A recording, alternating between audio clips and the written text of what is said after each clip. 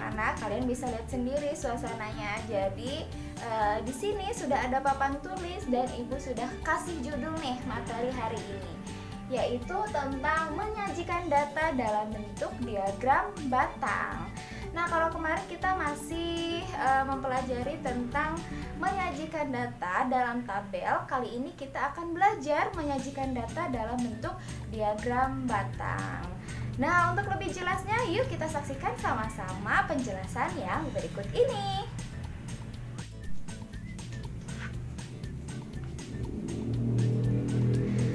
Nah, anak-anak, sekarang kita akan mulai bagaimana cara menyajikan data yang sudah kita punya ini dalam bentuk diagram batang.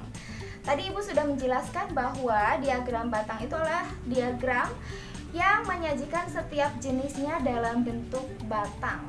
Nah, kalau secara umum biasanya bentuk diagram batang itu seperti ini. Ini adalah dua garis yang membentuk sudut siku-siku ya. Ini ibu masih coret-coretan, jadi yang penting kalian punya gambaran dulu diagram batang seperti apa. Ini adalah batang-batangnya. Ini dan seterusnya. Nah, Bu, kenapa sih ini batangnya ada yang tinggi, ada yang pendek, ada yang sedang? Nah, yang mempengaruhi tinggi dan pendeknya si batang ini adalah banyak atau besarnya dari setiap jenis. Nah, jenisnya itu apa sih, Bu? Nah, ini kan jenisnya, ini batangnya ada 3, otomatis berarti ini jenisnya ada 3. Jenis itu apa aja? Nah, kalau misalnya kita lihat data yang sudah kita punya ini adalah data penjualan sepatu di sebuah toko. Nah, ternyata di bulan Januari penjualan sepatunya itu 310. Nah, di bulan Februari penjualan sepatunya itu 200. Nah, dan sampai Mei penjualan sepatunya itu 190. Yang dimaksud dengan jenis itu apa? Yang membedakan antara di dalam sebuah tabel ini. Yang membedakan adalah bulannya kan, berarti karena di sini setiap bulan memiliki nominal penjualan yang berbeda-beda atau banyak penjualan yang berbeda-beda. Berarti yang dimaksud jenis untuk tabel yang sudah kita punya ini adalah bulan. Nah, untuk lebih jelasnya kita coba buat tabel dari data yang sudah kita punya ini ya. Nah, sekarang secara umum ini adalah tabel diagram batang. Yang di bawah ini adalah jenis. Yang di atas ini secara vertikal ini adalah banyaknya atau jumlahnya. Nah, untuk itu sekarang kita akan buat dua garis yang membentuk sudut siku-siku terlebih dahulu ya.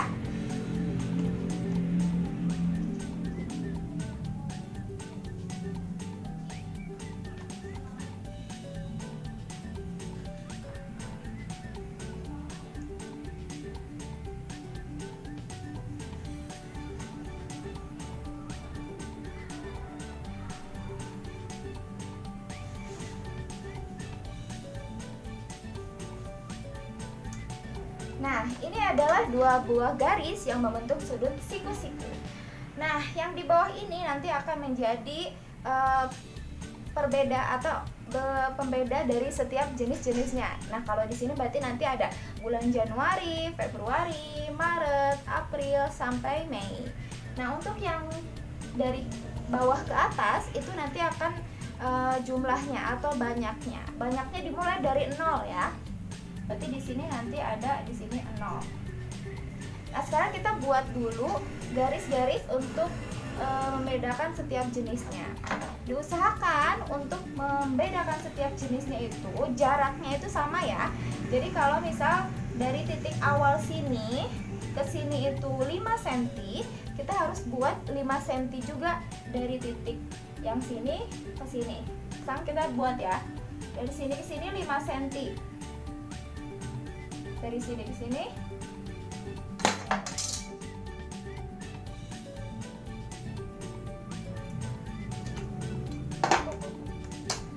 Nah, dari sini ke sini kita buat jarak di sini.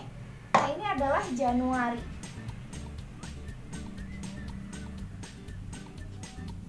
Di Ibu singkat aja ya jadi Jan. Terus selanjutnya dengan jarak yang sama, berarti ini adalah Februari. Lalu dengan jarak yang sama juga, berarti di sini Maret.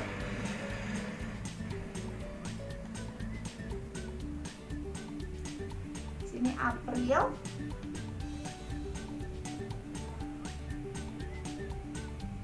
Di sini Mei. Oke, cukup jelas ya. Yang penting jarak setiap pembeda jenisnya itu sama gitu. Nah sekarang kita buat dari 0 sampai nilai tertinggi dari banyaknya data yang kita punya adalah 300. Nggak mungkin ya nulis 0, 1, 2, 3, 4 sampai 310 itu kan kayaknya tuh panjang ya. Kita bisa pakai range. Jadi kalau misal 0 sampai 50 tuh segini jaraknya, 3 cm. Nah berarti dari 50 sampai 100 yang merupakan kelipatan dari 50, dia juga harus jaraknya 3 cm. Nah sekarang kita buat ya.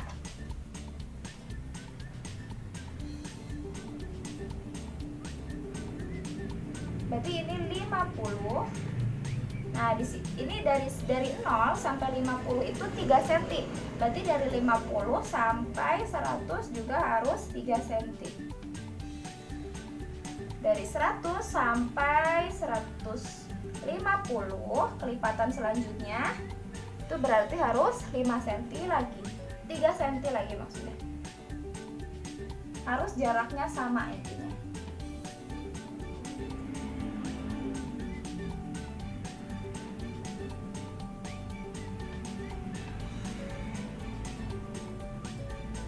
Nah, kita buat sampai 350 ya. Nah, ini 350. Nah, kenapa barusan Ibu beri ini tanda panah ke atas? Karena garis ini masih bisa berlanjut sana sampai tidak terhingga. Itu kenapa Ibu beri tanda panah. Nah, di sini juga kalian bisa beri tanda panah karena kan setelah Mei masih ada Juni, Juli dan bulan-bulan selanjutnya. Nah, sekarang kita langsung buat batang-batangnya. Di sini Januari ternyata 310. Berarti kita buat kira-kira batang yang tingginya 310. Berarti ini kita tarik ke atas kira-kira. Nah, 310 di sini nih. Kita buat garisnya. Batang.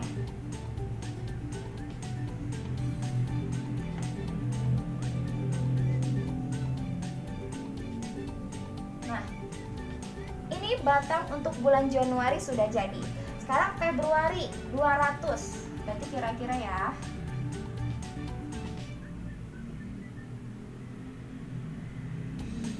Diusahakan lurus, jangan menceng ya, jangan. Nah, ini bulan Februari 200. Nah, sekarang Maret 110. Berarti kira-kira di sini.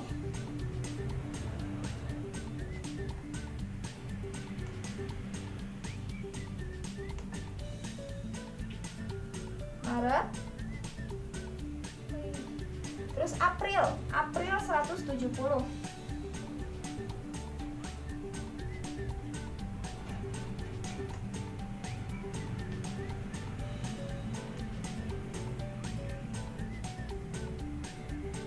Nah, dan terakhir Mei 190. Kira-kira di sini.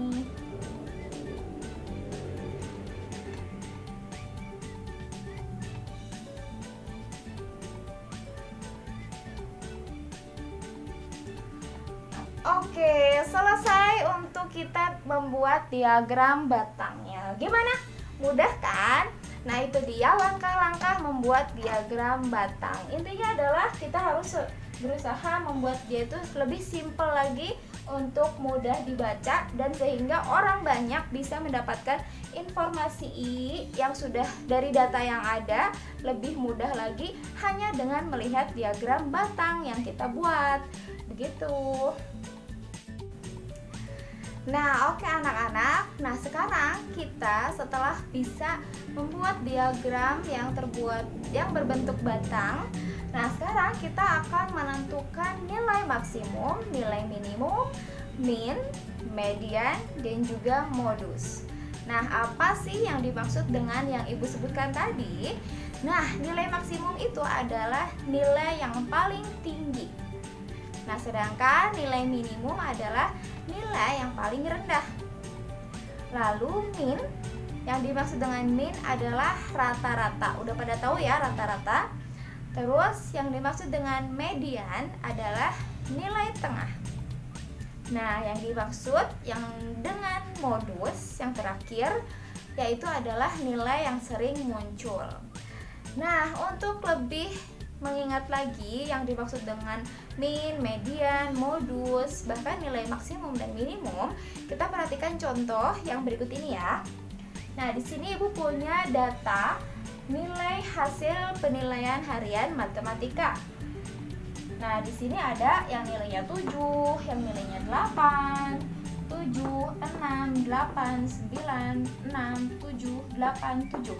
Nah, semuanya ini ternyata ada 10. Berarti ini adalah nilai dari 10 siswa ya. Nah, nilai maksimum dari penilaian harian matematika ini berapa? Dari 10 siswa yang datanya kita ketahui. Berarti nilai yang paling tinggi yaitu 7, 8, 7, 6, 8. Ya, 9. Nilai maksimumnya itu adalah 9. Nah, ini ya.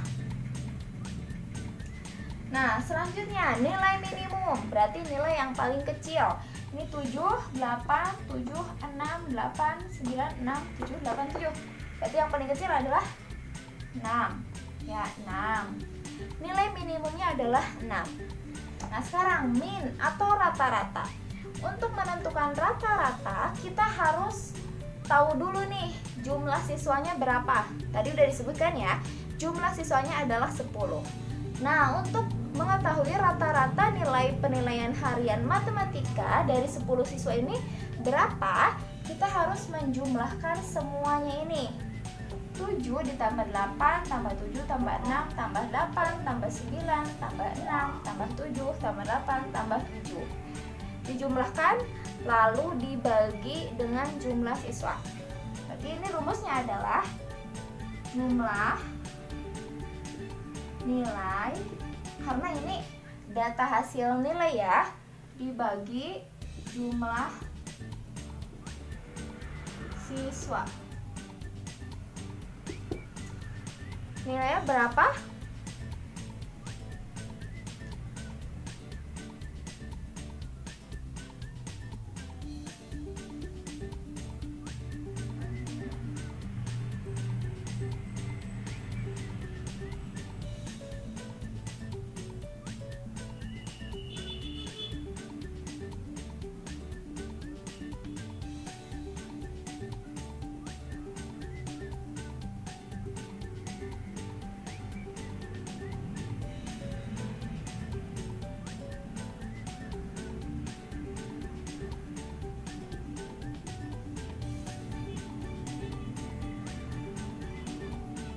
Jumlah seluruhnya gimana? Udah pada ngitung belum? Ya, jumlah seluruhnya itu adalah 73. 73 dibagi jumlah siswanya adalah 10. Berarti nilai rata-ratanya adalah 7,3. Gitu. 73 dibagi 10 hasilnya adalah 7,3. Nah, selanjutnya kita akan menentukan median.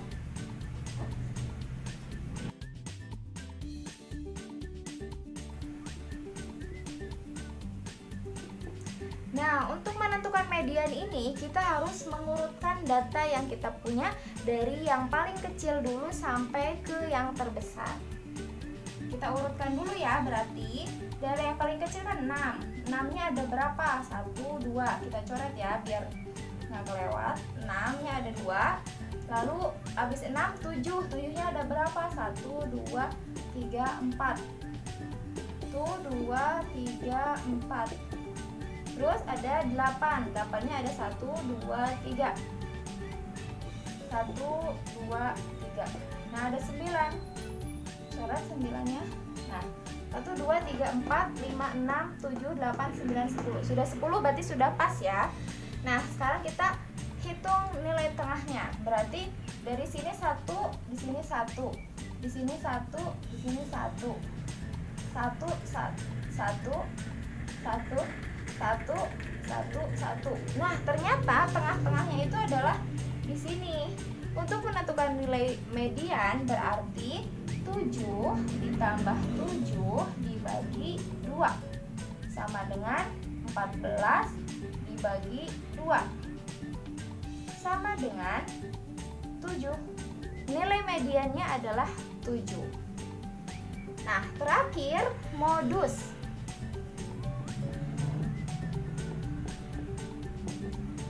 Atau nilai yang sering muncul. Nah, nilai yang sering muncul berarti nilai yang paling banyak jumlahnya nih. 6 ada 2, 7 ada 4, 8 ada 3, 9 ada 1. Berarti nilai modusnya berapa? Ya, 7, karena dia paling banyak. Ada 4 buah atau 4 orang yang memiliki nilai 7. Nah, begitu anak-anak. Semoga kalian mengerti ya.